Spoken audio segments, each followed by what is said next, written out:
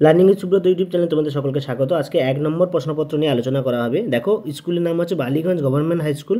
তো এই স্কুলের প্রশ্নপত্র নিয়ে আমরা আলোচনা করব। প্রথমে একের দাগে দেখো, একের দাগে একটা পৃথিবীর নিরক্ষ মেরু ব্যাসের তফাৎ কত কিমি? উত্তর হবে 43 কিমি। অ্যান্সারটা কত হবে না, এই অ্যান্সারটা হবে 43 কিমি। ঠিক আছে।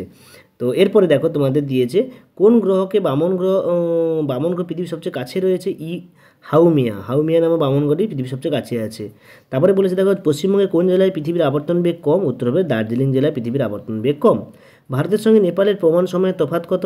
না 15 মিনিট। ভারতের সঙ্গে নেপালের প্রমাণ সময়ের তফাৎ কত? 15 মিনিট। একটি অক্ষরেখা 10 ডিগ্রি ব্যবধানে দুটি দ্রাঘিমা রেখার মধ্যে দূরত্ব কত হয়? 111 কিমি। অ্যান্সারটা কত হবে? 111 কিমি।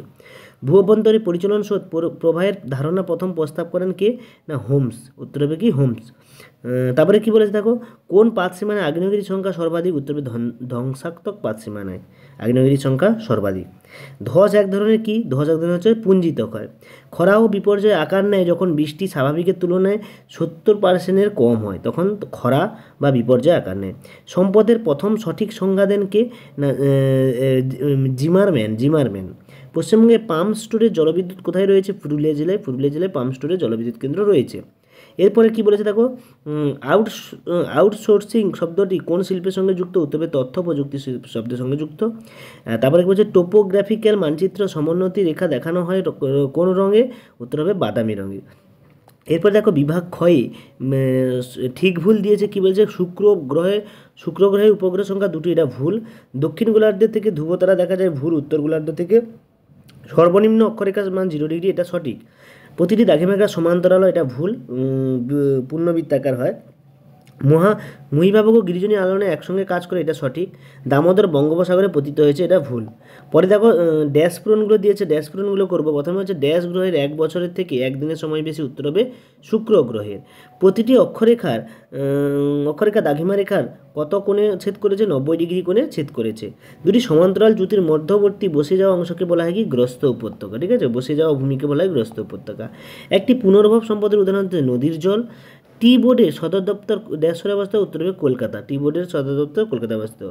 জেএল কথাটি পুরো নাম কি? এটাকে জুডিশিয়েকশন লাইন বা জুডিওডিকশন বলা হয়, তো লাইন বলা হয় এটাকে। ঠিক আছে।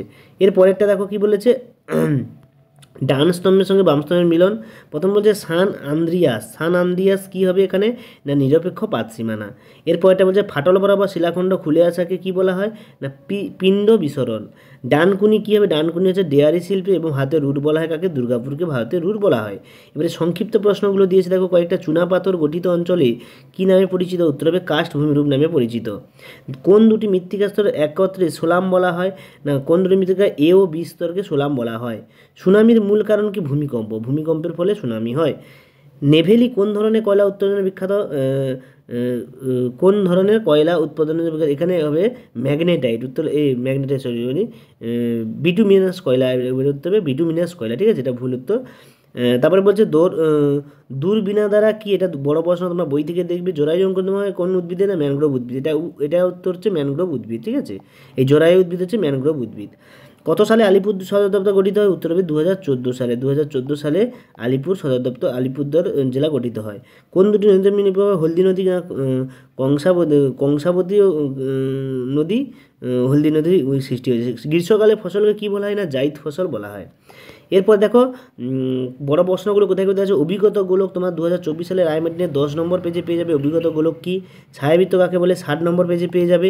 তারপরে দেখো বলেছে নিরক্ষরেখা মহাবৃত্ত, এটা 107 পেজে। তারপর বলছে পর্যায়ন কি? এটা পাবে 118 পেজে। আবহবিকা কি? 177 পেজে পাবে। দুর্যোগ কাকে বলে? 190 পেজে পাবে। বিপর্যয় কি? 190 পেজে পাবে। বোম্বে হাইয়ের গুরুত্ব 258 পেজে। সক্রিয় দ্বীপ কাকে বলে? 310 পেজে পাবে। মানচিত্র কি? 406 পেজে। মৌজা মানচিত্রের গুরুত্ব, এটা 397 পেজে তোমরা পেয়ে যাবে। এরপরে দেখো বড় প্রশ্নগুলো তোমরা বই থেকে খুঁজে, বড় প্রশ্ন যেহেতু খুঁজতে সময় লাগে না, তাড়াতাড়ি হয়ে যায়, 3 নম্বর ও 5 নম্বর খুব তাড়াতাড়ি তোমরা বই থেকে খুঁজবে। এবং যে প্রশ্নের অ্যান্সারগুলো পাবে না কমেন্টে লিখবে, আমি অবশ্যই সেগুলোকে ভালোভাবে আলোচনা এবং সেগুলো পিডিএফও তোমাদের দিয়ে দেওয়া হবে। তো সকলকে ধন্যবাদ। দেখা যাচ্ছে 2 নম্বর প্রশ্ন সেটে। ভালো করে পড়াশোনা করো, ফাইনাল পরীক্ষার জন্য প্রস্তুতি নাও।